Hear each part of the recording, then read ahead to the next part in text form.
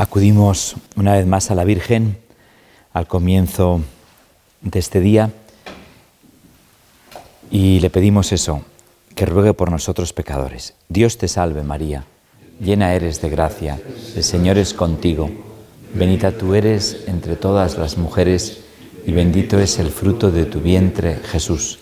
Santa María, Madre de Dios, ruega por nosotros pecadores, ahora y en la hora de nuestra muerte. Amén. El día entero buceando en la misericordia del Señor.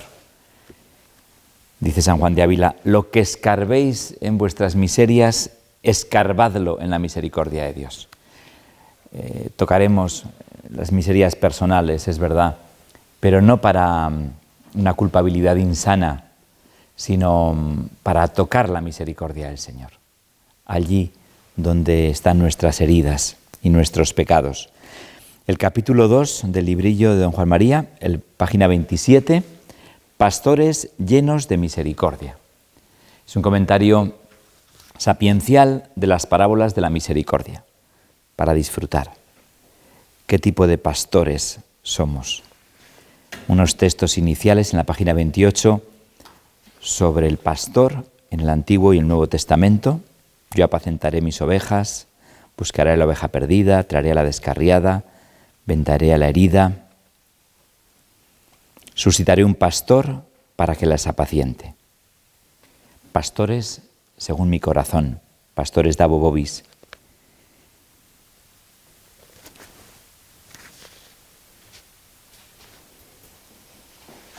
Deja las 99 en el desierto y va tras la perdida. Página 30. Me encanta, esa pincelada. ¿Quién no dejará las 99 e irá tras la perdida? Dice Jesús. Si un pastor tiene 100 ovejas, se le pierde una. ¿Quién no dejará las 99 e irá tras la perdida? Pues nadie, Señor, nadie, solo tú. Porque 99 pesan más que una y valen más que una y se acabó. Aquí el mercantilismo impera. No, el Señor deja todo por ti y por mí, por cada uno, que somos la descarriada. Bueno, yo acudiría así de entrada a vuestra experiencia de misericordia, lo que predicáis con gozo en la misericordia, donde habéis tocado la misericordia del Señor. A mí me impresionó el Papa en el año de la misericordia, ¿verdad? Era un deseo de poner la misericordia de Dios en contacto con todas las heridas de la humanidad. Se pasó la vida abriendo puertas, ¿os acordáis? En Bangui, en África, antes de que empezara el año jubilar, en San Pedro, en las basílicas romanas, en la puerta de Cáritas, allí también en Roma. Es decir, un deseo, aquel llamamiento, ¿os acordáis? A los asesinos, a los que habían segado vidas, tal.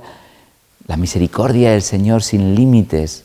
Bueno, pues a mí me conmovió y buceando en todo aquello que el Papa nos proponía, fíjate, me encontré con hilo conductor de las parábolas de la misericordia, que es una tontería, ¿no? Porque lo sabemos de sobra, la alegría. Es decir, aquel que encuentra la oveja se la carga muy contento sobre los hombros, felicitadme que he encontrado la moneda que se me había perdido. Y aquella mujer que por fin convoca a sus amigas y hace una fiesta para decirles que había removido la casa entera y había encontrado la moneda que se me había perdido. Taulero dice que quien revuelve la casa es Dios, que las circunstancias de la vida que permite Dios son para buscarme. Cuando la casa está revuelta y en nuestra vida no hay quien la organice y aquello es un desastre, de fondo está el Señor que pone todo patas arriba para encontrarnos, para recuperarnos. Pero es la alegría de aquella mujer que encuentra la moneda que se le había perdido. Y efectivamente, en el regreso del hijo pródigo, más alegría hay por un pecador que no se convierte que por 99 justos que no necesitan conversión. La alegría del que regresa. Todos hemos leído de Nowen El regreso del hijo pródigo y todos hemos seguido el librillo casi biográficamente, ¿no? Nos hemos sentido en el hijo menor que se había ido de casa y que vuelve en aquella imagen del cuadro de Rembrandt, absolutamente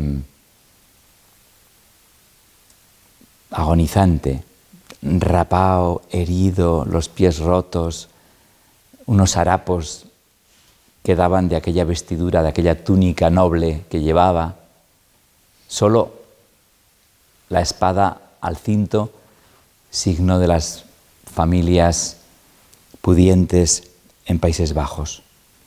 Este hijo perdió todo menos su dignidad de hijo. Seguía siendo el hijo muy amado.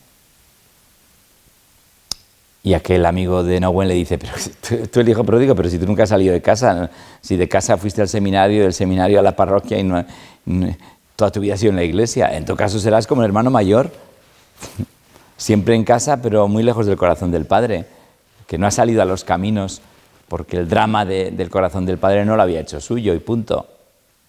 Y por fin se identifica con el Padre. Dice, vamos por la vida buscando amigos como sea, y resulta que estamos en un mundo de huérfanos, y habla a los presbíteros. Es decir, si me quieren o no me quieren, si me reconocen o no me reconocen, como el hijo mayor, como el hijo pequeño, si estoy hecho para ser padre, si hay una humanidad huérfana que me está pidiendo a gritos, ¿en qué me estoy entreteniendo? Es la reflexión final de Noguen, ¿verdad? Bueno, por ahí lo que queráis, del año de la misericordia, de los matices de la misericordia en vuestra vida, yo acudiría para estar toda la mañana saboreando cómo es el corazón de Dios, pues por ahí, ¿no? Una segunda línea de meditación podía ser el reverso de la moneda de ayer. Ayer hablábamos que Dios, el Señor, en nuestro ministerio, en nuestra vocación, nos había puesto un nombre, un sello, un carisma, un estilo únicos e irrepetibles. El mismo orden sacerdotal en cada uno de nosotros y nada que ver en unos y otros. ¿Qué valora la gente de ti? ¿Qué agradece la gente de ti? ¿En qué eres una bendición? Bueno, pues hoy, la otra cara de la moneda, ¿cuál es? Bueno, pues efectivamente, también mi pecado es único e irrepetible. Cuando decepciono al Señor y a los hermanos, no hay pecados estándar. Es mi estilo, mi manera de ser y de doler. Sería, ¿qué le duele al Señor de ti? ¿Qué le gustaría al Señor de ti? ¿Dónde notas que hay desamor y al Señor le afecta? ¿Qué le duele a la gente de ti? Es decir, ¿qué les hiere? ¿Qué te dicen? ¿Qué se alegrarían si tú cambiaras?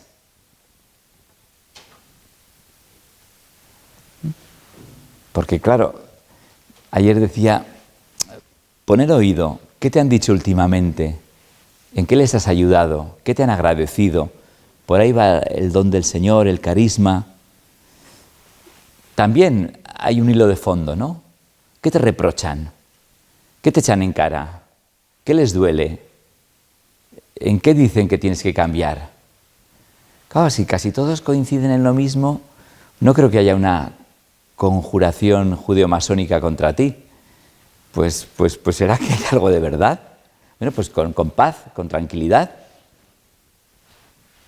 La gente que me quiere, la gente que es incondicional, ¿qué me está insinuando? ¿Hacia dónde me lleva? Sería bueno escuchar todo eso, ¿no? Porque el pecado se enmascara, se disfraza de nuestra manera de ser. Es que yo soy así. El pecado se enmascara. Estamos tan acostumbrados a nosotros mismos. El Padre Canta la Mesa dice que ante un ecce homo hay una sacristía esperando un sermón de Cuaresma para mover a la conversión.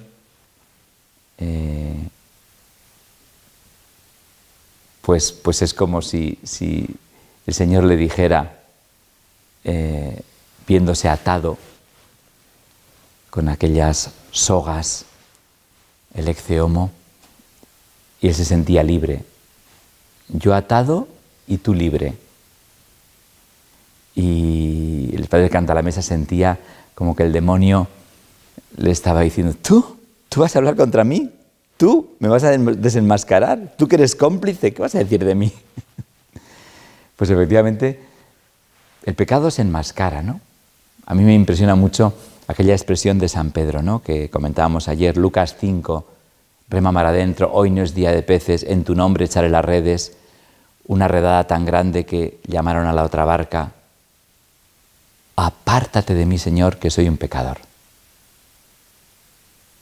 Desde hoy serás pescador de hombres. De pecador a pescador. Es nuestro proceso. Tenemos experiencia en nuestro pecado. Si somos destinatarios de la misericordia del Señor, si hemos tocado la misericordia del Señor, nos podemos convertir en agentes de misericordia, ¿verdad? Pero por nuestro pecado. Yo a mis alumnos de la Universidad Pública de Navarra, cuando hablamos de temas morales y había confianza para debatir cosas y tal, y te decían con mucha altanería que no tenían conciencia de pecado, que lo volverían a hacer y que no tenían conciencia de haber mirado hacia atrás y encontrarse con... Yo les decía, pues muy mala señal, porque el pecado no solamente tiene que ver con la objetividad de las cosas hechas, también de la relación con el Señor. Santos enormes han tenido una experiencia de la misericordia de Dios y de su pecado muy grande, con pecados objetivamente muy pequeños, y no eran hipócritas. Pero la cercanía del Señor, la gente que se quiere mucho, cualquier detalle de desamor le llega. Eso no dice mucho de vosotros. Quiere decir que experimentáis a Dios muy lejos de vuestra existencia y que no ilumina nada de tu fragilidad. Esto habla de nosotros. ¿Cómo es nuestra experiencia de la misericordia del Señor? En el capítulo 11 y 12 del segundo libro de Samuel, Los pecados de David, que no os lo recomiendo para que leáis ahora porque no mueven mucho a la devoción, pero bueno, de fondo, sí nos da una idea de cómo puede ser nuestro arrepentimiento, ¿no?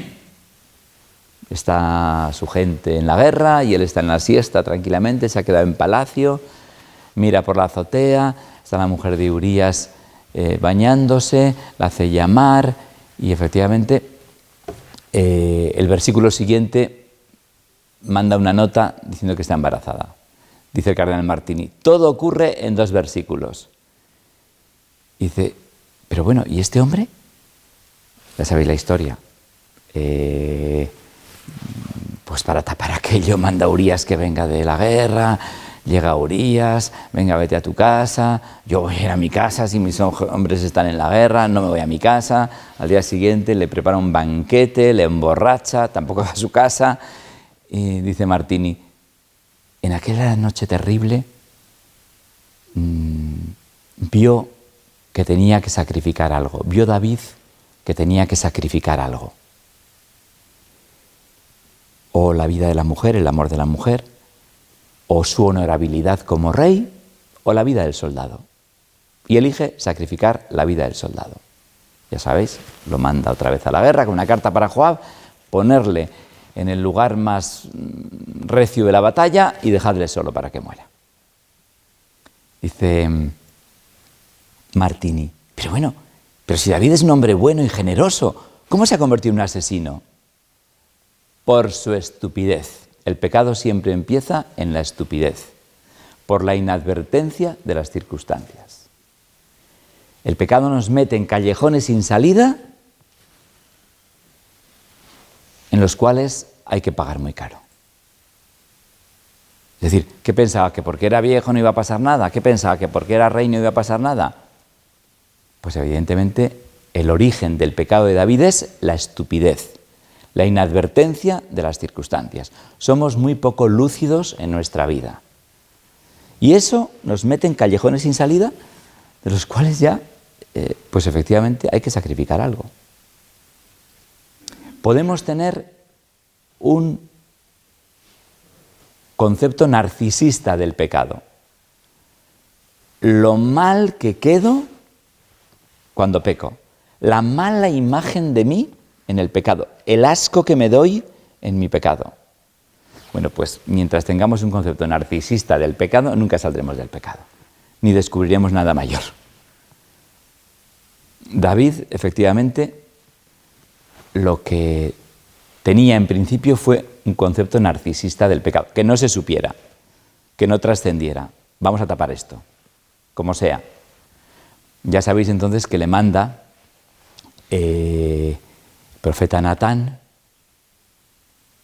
y el profeta Natán a David le cuenta la historia de aquella corderilla de la casa del pobre, que cuando llega a casa del rico un invitado dice, ¿yo voy a sacrificar una de mis ovejas? No. Le quita la cordera del pobre a la que le había amamantado como una hija y la sacrifica para el banquete del rico. ¿Quién es ese hombre que me lo cargo? Dice David. Tú eres ese hombre. Podemos tener un concepto ético del pecado. Sabemos lo que es el pecado. Podemos incluso señalar y desenmascarar el pecado. Un concepto ético. Nunca abandonaremos el pecado. Solo si hay un concepto religioso del pecado, el Salmo 50, cuando efectivamente Natán, en nombre de Yahvé, le dice a David, yo te di riquezas y tú en cambio, yo te di una gran familia y tú en cambio, yo te hice rey de Israel y tú en cambio. Misericordia, Dios mío, por tu bondad, por tu inmensa compasión, lava mi pecado, limpia mi culpa. Crea en mí un corazón puro. Es decir, la desproporción, el desamor, la respuesta tan mediocre al amor incondicional de Dios, ese es el concepto religioso del pecado. Por eso, nosotros desde nuestra vocación, desde nuestra misión, desde lo que se nos confía, entendemos qué es el pecado. Esa desproporción del amor de Dios y nuestra pobre respuesta. A mí me impresionó muchísimo Cencini en Loyola, ¿os acordáis? Cuando decía, bueno, lo grave de esto no son los periódicos y que salgamos en ellos. No entregarnos ya es corrupción. No amar ya es corrupción. Ese caudal afectivo del sacerdote célibe para el Señor y para los hermanos, el no entregarlo, el no vivirlo con una entrega apasionada, ya es corrupción. Es decir, en el entorno en el que estamos, en la secularización que nos rodea, no orar, no rezar apasionadamente, no interceder por nuestro pueblo, vivir con comodidad en el mantenimiento, ya es corrupción.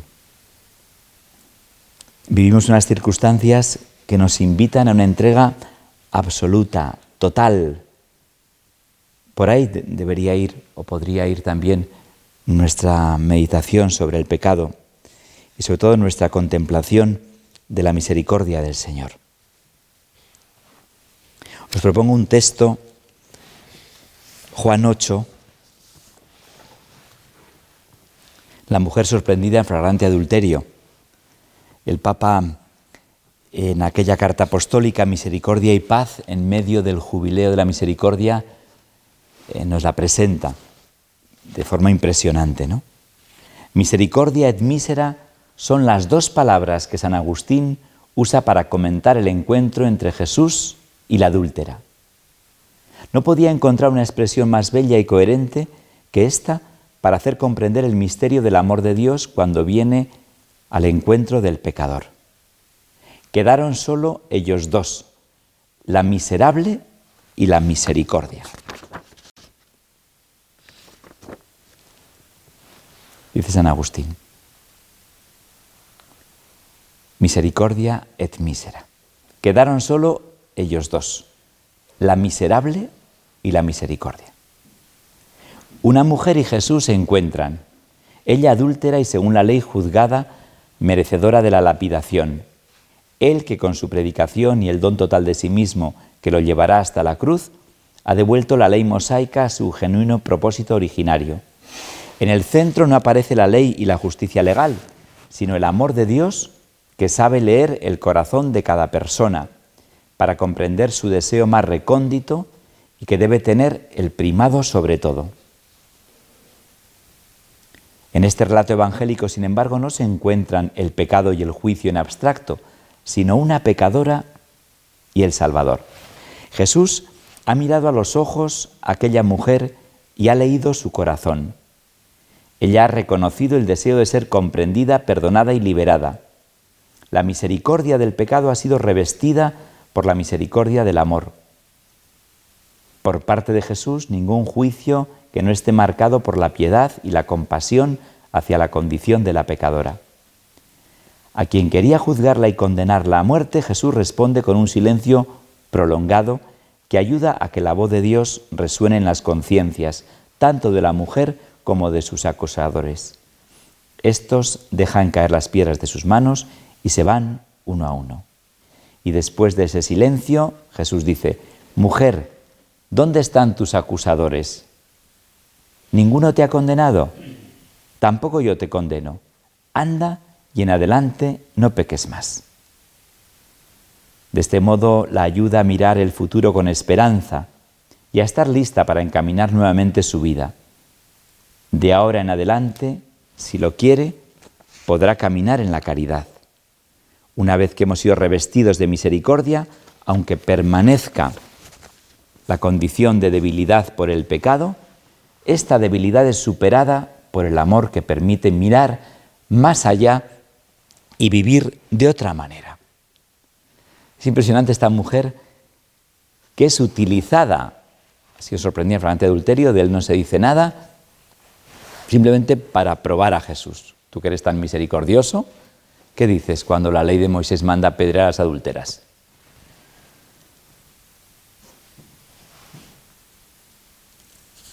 Le preguntaban esto para comprometerlo y poder acusarlo, pero Jesús, inclinándose, escribía con el dedo en el suelo. Como insistían en preguntarle, se incorporó y les dijo: «El que esté sin pecado, que le tire la primera piedra». E inclinándose otra vez, siguió escribiendo. Es decir, es una página autobiográfica del presbítero. A veces sentimos como una jauría de mastines a nuestro alrededor que nos ponen en el centro con ocasión de lo que sea, da igual. Nos hemos sentido así muchas veces. Dentro incluso de la diócesis, en entornos eclesiales, clericales.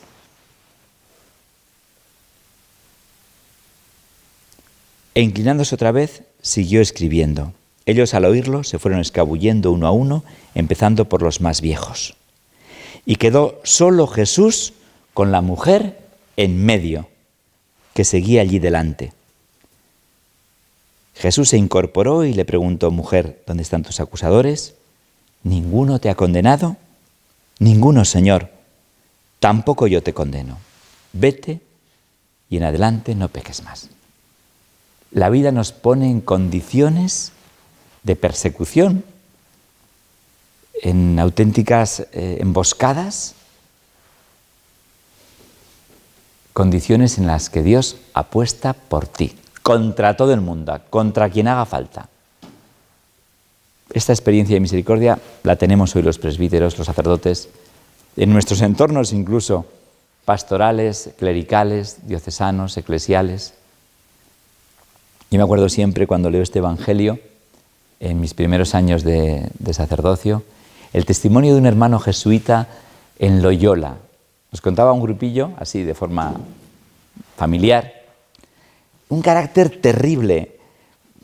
El hombre que en comunidad sería durísimo y a la vez con un sentido de la justicia, de un caserío muy cerca de Loyola y tal. Nos contaba de los tiempos antes del concilio en que la obediencia era absolutamente férrea y tal. le mandaban a misiones y le mandaban corriendo y yo me voy a despedir de mi padre. Le conviene que vaya usted con la obediencia. Y le dijo al provincial. Bueno, pues se fue a despedir de su padre y nos contaba así batallas de su vida, ¿no? Pero a mí me llegó al corazón cuando en un momento determinado soltó esta expresión. A mí me han intentado echar de la compañía, pero no han podido. Dios me quiere más. Es decir, las mediaciones eclesiales, la comunidad, que tendría que ser como la transparencia de la misericordia del Señor, ¿no? Pues hasta eso se puede convertir en ocasión para experimentar que Dios apuesta por ti contra todos, contra las mediaciones más sagradas, contra quien haga falta. Es una experiencia personal. Nos pasa, nos ocurre estas cosas. Lo vemos también en el sacramento de la penitencia, del que hablaremos hoy varias veces, pero en esta misma carta apostólica, ¿con qué fuerza el Papa habla sobre el sacramento, ¿no? El sacramento de la reconciliación necesita volver a encontrar su puesto central en la vida cristiana. Por esto se requieren sacerdotes que pongan su vida al servicio del ministerio de la reconciliación, para que a nadie que se haya arrepentido sinceramente se le impida acceder al amor del Padre, que espera su retorno, y a todos se les ofrezca la posibilidad de experimentar la fuerza liberadora del perdón. O nos relacionamos con nuestra gente desde ahí, desde la pastoral de conversión, o nos pasamos la vida dando palique a la gente y entreteniéndonos entre todos, sin hondura, sin profundidad, sin experiencia de Dios. A los sacerdotes renuevo la invitación a prepararse con mucho esmero para el ministerio de la confesión, que es una verdadera misión sacerdotal. Os agradezco de corazón vuestro servicio y os pido que seáis acogedores con todos, testigos de la ternura paterna, a pesar de la gravedad del pecado, solícitos en ayudar a reflexionar sobre el mal cometido, claros a la hora de presentar los principios morales, disponibles para acompañar a los fieles en el camino penitencial, siguiendo el paso de cada uno con paciencia, prudentes en el discernimiento de cada caso concreto, generosos en el momento de dispensar el perdón de Dios. Así como Jesús ante la mujer adúltera optó por permanecer en silencio para salvarla de su condena a muerte, del mismo modo el sacerdote en el confesionario tenga también un corazón magnánimo, recordando que cada penitente lo remite a su propia condición personal, pecador, pero ministro de la misericordia. Este número 10 de la Carta Apostólica Misericordia y Paz es un auténtico tratado del sacramento de la penitencia. Bueno, pues coge la escena que quieras, el punto del Evangelio en que notes que resume más misericordia para ti, las parábolas del perdón, como quieras. La mañana entera, el día entero, para tocar la misericordia del Señor. Nos viene bien escribir, a veces también recoger, no solamente en el último momento del examen, qué me ha dicho el Señor y cómo he estado yo. Trabajar con intensidad este tema que nos mete de lleno en el hondón del alma, en el fondo de nuestro corazón. Pues nada, a las 12 tendremos la Eucaristía en la iglesia. Yo estoy disponible a todas horas para hablar, confesar, bueno, lo que queráis. Tendremos también un momento para el sacramento de la penitencia, un poco más adelante. Como somos todos presbíteros, pues lo vamos a hacer en un boleo, pero sí que tendremos un momento para que podamos en el diálogo penitencial confesarnos. Y efectivamente, yo también estoy disponible, no tengo otra cosa que hacer en Iranzu que acompañaros, así que me lo decís y vamos también hablando tranquilamente, porque es esencial contrastar.